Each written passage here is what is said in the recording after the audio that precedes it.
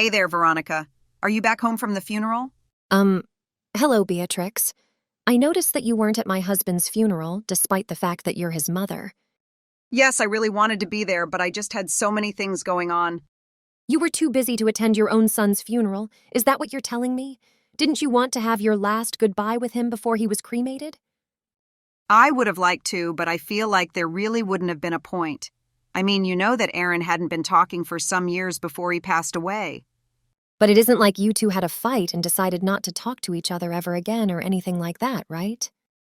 Actually, I suppose you could say something similar happened between us. Aaron borrowed money from me and then just moved out to live on his own, not to mention that he hardly ever called home. He basically abandoned his family and wasn't a good son during his life, so I didn't really see why I should interrupt my busy schedule just to attend the funeral of a person like that. Well, then why are you even messaging me like this in the first place? Now I'm not so busy, so I think I have the time to head over and see where you're keeping him. Oh, I see. If you wanted to come and pay your respects, I think that'd be really nice, actually. In fact, I think he would really like it if you did. Yes, that's right. I'll be coming over to pay my respects. Actually, I'm going to be paying my respects to him every single day. You're going to visit him every day? Sorry, I'm a little confused. Are we talking about the same thing right now? Well, I mean that as of tomorrow, I'm going to be living in your house. So get your room ready for me. Thanks. Sorry, I still don't understand. You want to live with me? Did you mean to say that you were going to be living near me or something? I don't get what you mean by that. I meant exactly what I said. I'm going to be moving into your house, and you and I are going to be living there together. So you're really going to move here? But who are you bringing with you? Oh, not many people, just me, my husband, and our daughter. That is to say, your sister-in-law. Hold on just a second. Why are you doing all this? I don't understand. The house that you're living in right now belonged to Aaron, didn't it? So, as his closest blood relatives, we should have a right to live in that house, too. There are plenty of mixed-generation houses where a couple takes in one set of parents to live with. I heard of that happening, but you have a house. Why do you need to move into mine? I mean, why would you put yourself through all this just to share a living space with me? We actually don't have another house since we sold our old place. You're not serious, are you? You sold your family home? You do know that it was my grandfather who built that house, don't you? And that explains why it's rotting and falling apart now. It's not fit for a family to live in. There are leaks when it rains, and the foundations of the house are starting to rot, which is making the house start to slant. Normally, a house like that would never even sell on the market, but we had a family friend willing to buy it for a discounted price. The timing couldn't have been better, though. Then you really sold your house when you could have just hired someone to repair it? Repair it? In this state, it would have been cheaper to just buy a new house. We had repair costs for everything wrong with our house quoted at around $200,000, so we just thought that it would be easier to sell it and move into a new place. That is to say, your place. That way it wouldn't cost us anything. I suppose you have a point there, but even so, this is all happening a bit too suddenly for me. Well, I am so sorry about that. We just decided to move in with you the other day, you see. I understand that, but you didn't talk to me about this once before now. That's because we decided as a family. So anyways, we're going to be arriving tomorrow in the evening, okay? So the least you could do is clean up around the house a little and try to make it look presentable. Can we just slow down for 1 second? I mean, is there a way to change your mind about this at all? That's right. We've made our decision and we don't intend to change it. Besides, you were just Aaron's wife. You don't have an actual right to tell us what we can and can't do now that he's gone. But I'm going to be away at work around the time that you're going to be coming over. I work in the evening. Then just leave a spare key for the house in the mailbox or something, geez. We've already packed up our things and have been stacking boxes getting ready to load into moving vans. See you soon, Veronica. The next day... Beatrix, my house is a complete disaster. What did you do to it?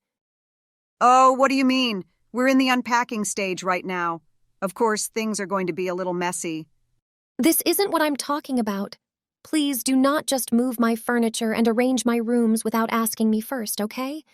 And why were my clothes thrown all over the hallway? What is the meaning of that? We didn't have any other choice. We needed to make room for the rest of our stuff, and your things were in the way. It's that simple. If they were in the way, then the least you could have done would be to gently move them out of the way and then put them back once you're done. You even moved Erin's urn from over the fireplace. Do you really not see anything wrong with this at all? Oh, please, I just moved it off the ledge where it could have fallen. I'm sure my son's spirit will forgive me for doing so. And where are the three of you right now? Did you all step out even though the house is a total disaster now? We were getting tired of all the moving and rearranging, so we went out to eat. We looked up a really good Chinese spot here in town. I think we might be regulars here. It's so tasty. I am so happy you're already settling in well into the neighborhood. So anyway, while we're all out eating, would you mind tidying up just a little? That's the least you could do, is make sure that we have a space to sleep tonight when we get back. Excuse me? You want me to clean up this mess by myself? Yes, you're my daughter-in-law, that's your job. It's all thanks to the efforts of my late son that you're even able to live in a house like this. So the least you can do is take care of his family now that he's gone. But I just got home from work and I'm exhausted. Oh, you think you are exhausted? We've been moving things all day. If you are looking for pity from us, you've come to the wrong people. Honestly, you really have no idea just how spoiled you are. All you ever do is complain about every little thing. Beatrix, please, I do not mind helping you clean up all this, but I just can't do it by myself. Can you all please finish your meals and come back? I would like some help moving the furniture back as well. You mean you can't even handle doing that on your own? I wouldn't mind so much about how spoiled you are if you would at least do some work around here. You're still young, so quit complaining. But I'm complaining about what you all did to my house. Don't you get that? And you were talking about needing to make room for all of us. But this place isn't built to house 4 people. I mean, the place only has 3 bedrooms. You're right about that. 4 people are a little bit cramped, I know. How about you move out and then there should be room for all of us? You're asking me to move out of my own house? Why do you keep calling it your house? We all know that Aaron was the real owner, and as his closest family, that means that what's his is ours. You have no say in any of this at all, and we are well within our rights to throw you out of the house if we so choose. What are you talking about? I'm the owner of the house. Blah, blah, blah, whatever. 3 days later. Why aren't you out of the house yet? I thought I told you to leave us alone already. My daughter wants her own room and won't quit bugging me about it. All of our problems would be over already if you would just finally leave us in peace. Please, just get out. So you really are going to try and take my own house away from me then? Oh, please don't be so dramatic. It isn't nearly that bad. I already told you that we have the right to evict you since this house used to belong to my son. You don't have any room to argue. And you really want the house so badly that you're willing to do something like this to get it? It isn't about what we want. It's the fact that we have a legal claim to this house since it belonged to Aaron. Now you're going to leave peacefully and let us get on with our lives or else. Okay then. If that's really how you feel about it, I guess I'll leave. I was actually thinking about moving away from here anyway. Really? Well, in that case, get lost and go moving there. We are going to be living in this house from now on, and we don't need you getting in our way all the time. I already said that I was going to leave. I'll be out of your hair before the day is done. Although I should warn you that Aaron didn't leave anything behind. There was no inheritance of his to claim. What are you talking about? Of course he had things. He had things like this house. No, I'm afraid that after all is said and done, that there when he died with nothing. I seriously have no idea what you're saying. This doesn't make sense. Then listen very closely because I do not want to have to repeat myself. Aaron died owning nothing, do you get it? All his life he was a horrible man who did nothing but cause trouble for others. Wait a second, where's this coming from all of a sudden? What is this about, huh? I mean that my husband, your son, was a horrible man. He used me, took my money, gambled it all away, and ended up in a $200K debt. Hold on a second. Are you telling me when Aaron died he was $200K in debt? Surely you must mean $20K or something like that, right? I know what I typed. As soon as he died, Banks and debt collectors began reaching out to me looking for their money.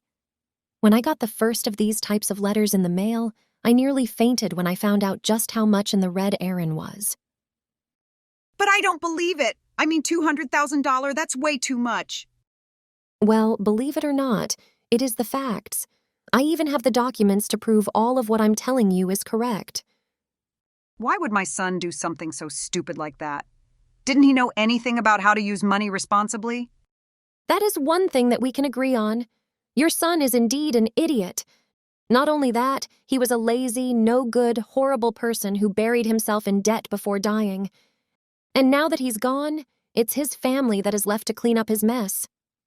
I see. I had no idea about any of this. But as his wife, you would be the one responsible for all of the debt now. You said the collectors were trying to get in contact with you, right? Are you sure that I'm responsible for that? You see, the other day I submitted my own elevation to inherit anything from Erin. So you removed yourself from his will entirely? That's right. So in other words, I'm not carrying any of his dead weight around with me. And while that means that I get nothing from the will, it also means that I don't inherit any of the debt. But then who is going to end up taking all of that on? I believe he did specify the three of us as heirs as well, right? You can get the house, but it also means that you're going to take on the debt. We want the house, but not all that debt. Can't we just get the house and call it even? I'm afraid that that is not how it works. If you want the house, you have to inherit the debt. But we're talking about $200,000 here. Well, actually, to be accurate, I think it's actually more like $260,000. But that's even more. Sorry, I was doing a little bit of rounding before.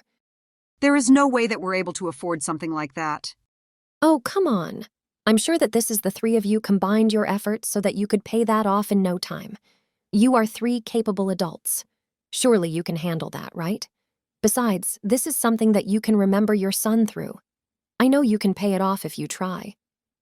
But we're still all looking for new jobs right now. What happened to your old jobs that you all had while working before? We had to quit those so that we could move all the way out here. But it wasn't exactly as if all three of us had what you would call careers anyways. So there's just no way that we're going to be able to pay back an amount like that. I see. But what about the money that you got from selling your old house? Surely that must still be around, right? No, we had to use all of that money to pay for the moving expenses to get to your house. Wow, it must not have been all that much money then. But I guess you did say that you had to sell your house for cheap. I don't need to hear that kind of thing from you. Why didn't you ever mention any of this before to us? I just told you right now. What are you talking about? This wouldn't have even been a problem for you all if you hadn't just decided amongst yourself to move here. When I realized the types of people I was going to be dealing with, I knew it was going to be more simple to just remove myself from the process entirely. The bottom line is that the debt comes with this house and there's no escaping it. The story has to be a little bit more complicated than that. If we lose this house, where are we going to live? We don't even have enough money to put ourselves in a hotel for very long, and another house is totally out of the question. Yeah, you might want to take the camping things out of the garage and find a nice bridge to set up shop under. Although I think he hasn't touched the tent since it got torn up in a hailstorm. But a house is a house, right? How can you talk to us so casually about this? Aren't we all family here? Besides, it's the middle of winter. Yeah, I know. Feel free to take some of the winter clothes we have in the closet too. You'll need them. Of course we're going to need them. We'll freeze to death without them. Hold on a second, don't you have a car? Why not just bring a bunch of blankets in there and sleep that way? You mean that cramped little sports car? How are three fully grown adults supposed to be able to sleep in that? We'll have to curl up in little falls. That sounds miserable. At least you had the car. Why not sell it and try to move back into your old house? Surely it's falling apart and slanted, but it's better than nothing. We can't. The person that we sold it to said they were going to tear it down. There won't be anywhere for us to go back to. Even if we tried squatting there before the demolition team showed up, we could get in even more financial trouble if we got caught. Take on $200,000 debt or live with two other people in a tiny car. That's like one of those icebreaker questions asked at a party or something. This isn't a joke. It's our lives that we're talking about. Either way, you're going to have to make the choice. I imagine that you're going to choose not to take on the debt, though. You have to choose quickly then. How could our son do this to us? That stupid boy, what was he thinking? Beatrix, that's the sanest thing you've said all day. 3 weeks later. Veronica, are you there? I have a little favor to ask. Is there any way that I could get you to help us out just a little? It's been a while since I've last heard from you. How have things been going? Please, we desperately need money. We can't keep going on like this. Oh my, well, where are you all right now and what are y'all doing? We're still living in the house. This damned house our stupid son left us. So then you chose to take on all that debt? We didn't have any other choice. We wanted to leave it first, but we couldn't. Huh, what is that? What brought you back to live there? After the first week of trying to live and sleep in that car, we were all so sore and uncomfortable. My husband can barely even move now. I suppose spending that much time in such a cramped space really can't be good when your joints are that old. It's like you're living in an airline seat or something. Anyways, that's why we had to go back to the house. We just couldn't stand to live like that anymore. And it sounds like the choice has been made for you. We even tried to camp outside a little, but it was so freezing cold we couldn't do it. Yeah, I mean, we're in the dead of winter over here. I don't blame you for that. It was either to take on the debt or destroy our bodies. We thought about selling the house, putting it towards paying off the debt as well, but we would have to wait until the weather improved before we could even do that. Sounds to me like you all are trapped there for a while then. Oh, and there was one thing that I forgot to tell you about the house. I'm actually not sure if you'll be able to sell it, actually. What are you talking about? Why wouldn't we be able to sell the house? You probably noticed a mountain face that is basically right behind the house, right? We are just always suffering from landslides coming down the mountain from the rainy season or construction. Basically, that house just doesn't have very stable foundations and is constantly at risk of a natural disaster. You mean that mountain that I'm looking at right outside my window could come down on us at any time? Probably not in winter, unless it snows a whole bunch. I just wish you the best of luck in finding a buyer. Either way, you'll probably only be able to get way less than whatever you thought you originally could sell the house for if you want. I'm just not sure how much good it will do you, really. This can't be happening. Why didn't you say anything earlier? We had no idea about any of this. You should have told us. I really don't think that you would have listened to any word that I said, even if I did say anything. Maybe so, but you could have at least tried to tell us. You didn't even say anything. Why would I put that kind of effort into warning the people trying to kick me out of my own house? Please, you have to do something to help us. I will not, and I hope that living in that house reminds you every day that you got yourself into this mess. You may think that your son is an idiot for doing what he did, and I would even agree with you. But I also strongly believe that the apple doesn't fall far from the tree. After that, in the end, Beatrix and her family decided to stay in the house and take on the $200,000 in debt. However, that spring, the melting of all the snow on the mountain caused a huge flood that heavily damaged the house. Since they all lacked the money to pay for any kind of insurance, they had to leave their flooded home with nothing in hand. Now they all live in a tiny apartment, doing their best working multiple jobs to make ends meet. As for me, I returned home to live with my parents for a while. While there, I reconnected with an old crush of mine, and soon we were dating. He's very nice and kind, and nothing like Aaron was. All I want to do now is forget all about him and start my life over again. Thank you for watching. Don't forget to hit the like button and subscribe to the channel.